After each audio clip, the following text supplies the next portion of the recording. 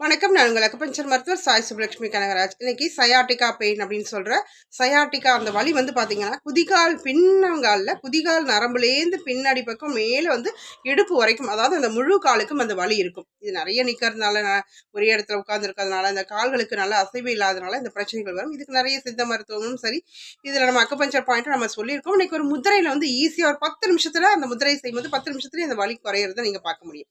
வலது பக்கம் வலி இருந்தால் வலது கையை மேலே வச்சுக்கோங்க. இடது பக்கம் வலி இருந்தால் இடது கையை மேலே வச்சுக்கோங்க. உங்களுக்கு எந்த பக்கம் வலி இருக்கோ அந்த கையை அப்படி மேலே வச்சுக்கோங்க. இப்போ நான் வலது பக்கம் செஞ்சு காட்டுறேன். இப்போ வலது கையை மேலே வச்சுக்கிங்கன்னா, இடது கையை இப்படி கிராஸ் பண்ணி, அதாவது கட்டை விரல் வந்து இந்த வலது கையோட இந்த இடத்துல இருக்கிற மாதிரி, இந்த நடுப்பகுதியில் இருக்கிற மாதிரி, இந்த இடம் நமக்கு தெரியும் வர்ம புள்ளி, அக்குபஞ்சரின் LI4ன்னு சொல்லுவோம். இப்போ இந்த பாயிண்ட் அப்படி கிராஸ் பண்ணி இப்படி அழுத்தம் கொடுத்து இந்த 2 கையும் இப்படி கோத்து பிடிச்சிக்கிட்டு ஒரு 10 நிமிஷம் இப்படி வச்சிருங்க. 10 நிமிஷம் இந்த அழுத்தம் அப்படியே இருக்கும் பொழுது உங்களுக்கு நல்ல படிப்படியாக அந்த வலி குறையிறத உங்களாலேயே பார்க்க முடியும். நன்றி.